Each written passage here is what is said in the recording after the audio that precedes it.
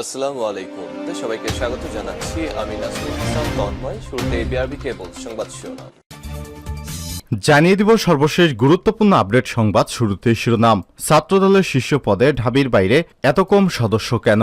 গত 15 জুন 260 সদস্য বিশিষ্ট আংশিক কমিটি ঘোষণা করেছে বাংলাদেশ জাতীয়তাবাদী ছাত্রদল। কমিটিতে দেখা যায় শীর্ষ পদ সহ এবং সভাপতি এবং যুগ্ম সাধারণ সম্পাদকের সমস্ত পদের প্রথম তালিকায় রয়েছে 24 জন ঢাকা বিশ্ববিদ্যালয়ের ঢাবির শিক্ষার্থী।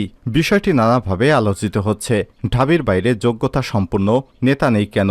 এটি মানতে নারাজ অনেকেই। এ বিষয়ে গুরুত্বপূর্ণ সংবাদ থাকবে বন্ধুরা।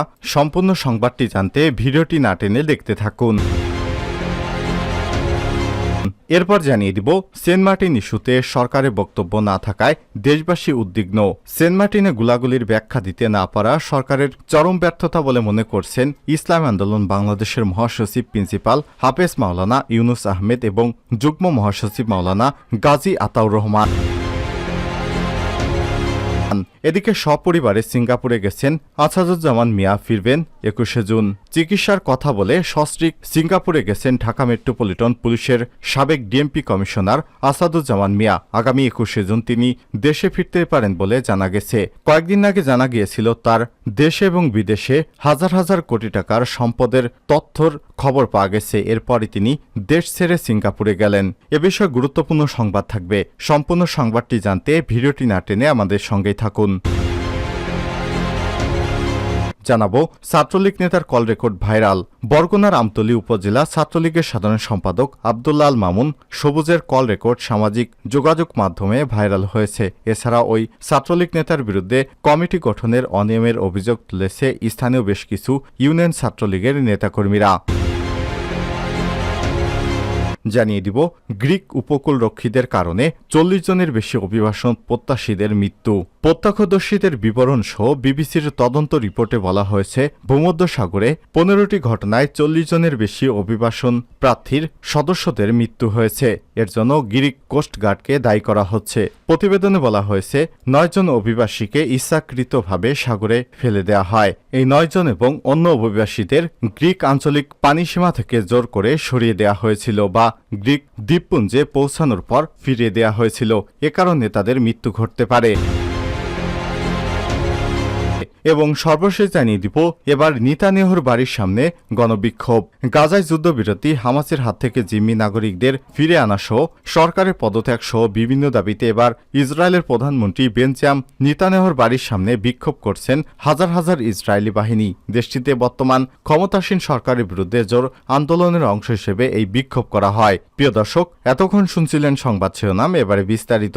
তবে তার আগে বন্ধুরা, আপনি কোন স্থান থেকে আমাদের সংবাদটি দেখছেন কমেন্ট করে জানিয়ে দিন। এই সংবাদ সম্পর্কে আপনার মূল্যবান মতামত। প্রিয় দর্শক, আপনি যদি আমাদের চ্যানেলে নতুন হয়ে থাকেন, ভিডিওটি দেখতে দেখতে চ্যানেলটি সাবস্ক্রাইব করে রাখুন, যাতে করে আমাদের লেটেস্ট আপডেট সংবাদগুলো সবার আগে আপনার কাছে পৌঁছে যায়। এবারে বিস্তারিত। ছাত্রদলের শীর্ষ পদে ঢাবির বাইরে এত কম সদস্য কেন? গত 15 জুন 260 সদস্য বিশিষ্ট আংশিক কমিটি ঘোষণা করেছে বাংলাদেশ জাতীয়তাবাদী ছাত্রদল। কমিটিতে দেখা যায় শীর্ষ পদ এবং সহসভাপতি এবং যুগ্ম সাধারণ সম্পাদকের 2টি পদের প্রথমের তালিকায় 24 জন ঢাকা বিশ্ববিদ্যালয়ের ঢাবির। বিষয়টি নানাভাবে আলোচিত হচ্ছে। ঢাবির বাইরে যোগ্য সম্পূর্ণ নেতা নেই, এটি মানতে নারাজ অনেকেই বলেন এক সময়কার তুখোর ছাত্রনেতা এবং রাজশাহী বিশ্ববিদ্যালয়ের সাবেক নির্বাচিত ভিপি, বর্তমান বিএনপির সিনিয়র যুগ্ম মহাসচিব অ্যাডভোকেট রুহুল কবির রিজভী ছাত্রদলের শীর্ষ পদ সভাপতি হয়ে নেতৃত্ব দিয়েছেন। নবগঠিত ছাত্রদলের আংশিক কমিটি ঢাকা বিশ্ববিদ্যালয়ের বাইরে অনেকেই বঞ্চিত হয়েছেন বলে অভিযোগ উঠেছে। এমনকি বুয়েট, রুয়েট, চুয়েট মেডিকেল, রাজশাহী, চট্টগ্রাম এবং জাহাঙ্গীরনগর বিশ্ববিদ্যালয়, ঢাকা মহানগর সহ সারা দেশে জেলা মহানগরের নেতাকর্মীদের যথাযথ মূল্যায়ন করা হয়নি বলেও অভিযোগ উঠেছে। খোঁজ নিয়ে জানা যায় নতুন কমিটিতে শীর্ষ পদ সহ ঢাকা বিশ্ববিদ্যালয়ের 30 জন, ঢাকা মেডিকেল কলেজের 1 জন, জাহাঙ্গীরনগর বিশ্ববিদ্যালয়ের 1 জন, জগন্নাথ বিশ্ববিদ্যালয়ের 4 জন, ঢাকা কলেজের 1 জন, ইডেন মহিলা কলেজের 1 জন এবং বেসরকারি বিশ্ববিদ্যালয় থেকে 1 জনের পদ দেওয়া হয়েছে। গত 15 বছরের সরকার পতন আন্দোলন সংগ্রামে ঢাবি ছাত্রদলের উল্লেখযোগ্য কোনো ভূমিকা নেই। কিন্তু এ সত্ত্বেও বিশ্ববিদ্যালয় বলের হাতেই রয়েছে ছাত্রদলের নেতৃত্ব। এ কারণে অনেকেই ক্ষোভ প্রকাশ করেছেন। নাম না প্রকাশ করার সত্ত্বে ছাত্রদলের এক পদবঞ্চিত কেন্দ্রীয় নেতা জানান, গত 15 বছরে সারা দেশে ছাত্রদলের 70 থেকে 80 জন নেতাকর্মী রাজপথে নিহত হলেও ঢাকা বিশ্ববিদ্যালয় থেকে একজন ছাত্রদলের নেতাকর্মীও মারা যায়নি। শহীদ হয়েছে ঢাকা মহানগর, জেলা এবং অন্যান্য বিশ্ববিদ্যালয়ের ছাত্রদলের নেতাকর্মীরা। এমনকি সুপার 5-এর কমিটিতে সভাপতি রাকিবুল ইসলাম রাকিব, সাধারণ সম্পাদক নাসির উদ্দিন নাসির, সিনিয়র সহ-সভাপতি আবু আফসান মোহাম্মদ ইয়াহিয়া, সিনিয়র যুগ্ম সাধারণ সম্পাদক শ্যামল মালুম, সাংগঠনিক সম্পাদক আমানুল্লাহ আমান, দপ্তর সম্পাদক সহ-সভাপতি পদমর্যাদা মোহাম্মদ জাহাঙ্গীর আলম এবং প্রচার সম্পাদক, যুগ্ম সাধারণ সম্পাদক এবং পদমর্যাদা শরীফ প্রধান শুভ সবাই ঢাকা বিশ্ববিদ্যালয়ের ছাত্র। নবগঠিত কমিটির 14তম যুগ্ম সাধারণ সম্পাদক শাহরিয়ার হক শিমুল ফেসবুক পোস্টে বলেন, কিছু বিষয় জরুরিভাবেই আলোচনার দাবি রাখে। কেন্দ্রীয় কমিটিতে প্রথম ধাপে 7 জন পদ ঘোষণা করা হলো। সুপার 5-এর সাথে 2 জন গুরুত্বপূর্ণ সম্পাদক। বলা বাহুল্য সবাই ঢাকা বিশ্ববিদ্যালয়ের শিক্ষার্থী, ঢাবির বাইরে কারো সুযোগ হয়নি এখনো। এটি কেন? এ বিষয়ে ছাত্রদলের সভাপতি রাকিবুল ইসলাম রাকিব বলেছেন, কুষ্টিয়ার দৌলতপুর উপজেলার যুবদলের 4 নম্বর যুগ্ম সাধারণ সম্পাদক ছাত্রদলের যুগ্ম সাধারণ সম্পাদক হয়েছেন। এ বিষয়ে আমার কাছে অভিযোগ এসেছে, বিষয়টি পর্যালোচনা করে আমরা সিদ্ধান্ত নেব। এছাড়াও যে বিশ্ববিদ্যালয় কেন্দ্র কমিটিতে আমরা পদ দিতে পারিনি, এই বিশ্ববিদ্যালয় কমিটিগুলো ঘোষণার পরেই তাদের কেন্দ্র করে পদে আসীন করব। সেন্ট মার্টিন ইস্যুতে সরকারের বক্তব্য না থাকায় দেশবাসী উদ্বিগ্ন।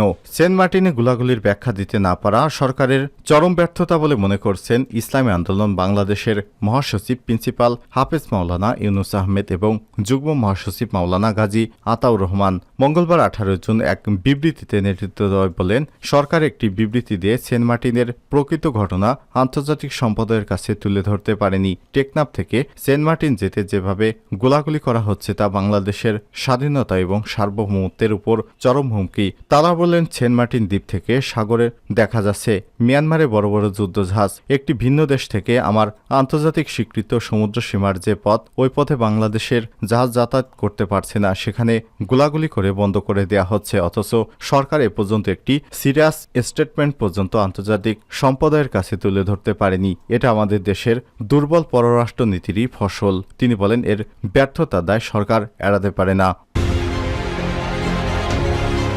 সপরিবারে সিঙ্গাপুর গেছেন আসাদুজ্জামান মিয়া, ফিরবেন 21 জুন। চিকিৎসার জন্য সস্ত্রীক সিঙ্গাপুরে গেছেন ঢাকা মেট্রোপলিটন পুলিশের সাবেক ডিএমপি কমিশনার আসাদুজ্জামান মিয়া। আগামী 21 জুন তিনি দেশে ফিরবেন বলে জানা গেছে। মঙ্গলবার 18 জুন রাতে সাবেক এই ডিএমপি কমিশনার নিজেই কালবেলাকে এসব তথ্য নিশ্চিত করেছেন। তিনি বলেন, চিকিৎসার জন্য সপরিবারে মিলে সিঙ্গাপুরে এসেছি, আগামী 21 জুন দেশে ফিরব। এর আগে গত সপ্তাহে স্ত্রী এবং সন্তানদের চিকিৎসার জন্য সিঙ্গাপুরে যান আসাদুজ্জামান মিয়া।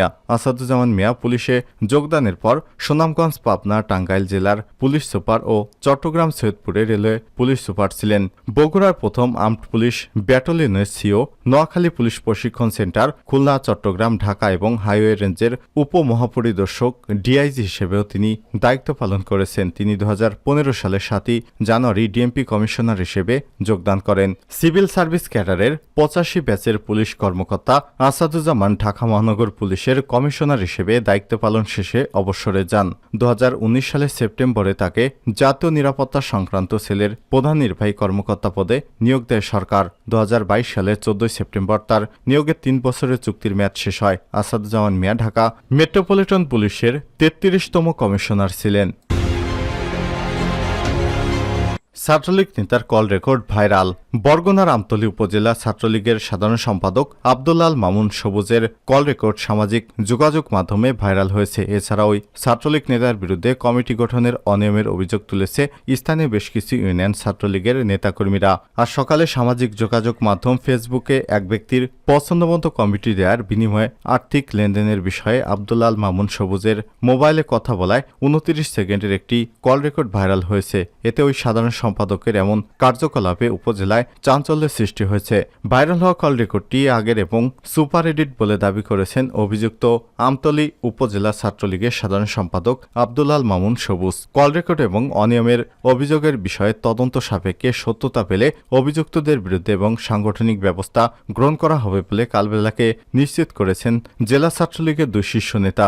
ভাইরাল হওয়া ওই কল রেকর্ডে শোনা যায়, ফোনের অপর প্রান্তে থাকা ব্যক্তি সাধারণ সম্পাদকের নাম ধরে বলে, বলে নিজের পছন্দমতো লোককে কমিটি দেওয়ার অনুরোধ করে কত টাকা দিতে হবে বলে জানতে চান। কত দিতে পারবেন বলে জানান ওই সাধারণ সম্পাদক। কথোপকথনের ২০ বলে দাবি করেন ওই ছাত্রলীগ নেতা। উত্তরে মোবাইল ব্যাংকিং বিকাশের মাধ্যমে দেওয়ার কথা বলেন অপর প্রান্তে থাকা ওই ব্যক্তি।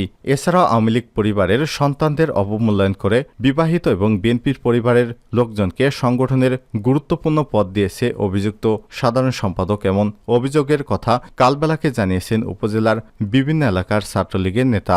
আমানুল্লাহ রহমান নামে এক ছাত্রলীগ নেতা কালবেলাকে বলেছেন, আমাকে আরপাঙ্গা শিয়া ইউনিয়নের সভাপতি এবং আমার এক বন্ধুকে সাধারণ সম্পাদক করার প্রতিশ্রুতি দিয়ে 2 জনের কাছ থেকে 1 লক্ষ টাকা ছিনিয়েছেন আব্দুল্লাল মামুন সবুজ। আমি জমি বন্ধক রেখে টাকা দিয়েছি এবং ওই বন্ধুর টাকা জামিনদার ছিলাম। সবুজ আমার পদও দিল না, টাকাও ফেরত দেয়নি। নানা বাহানায় ঘুরিয়ে এখন আমার মোবাইল রিসিভ করে না।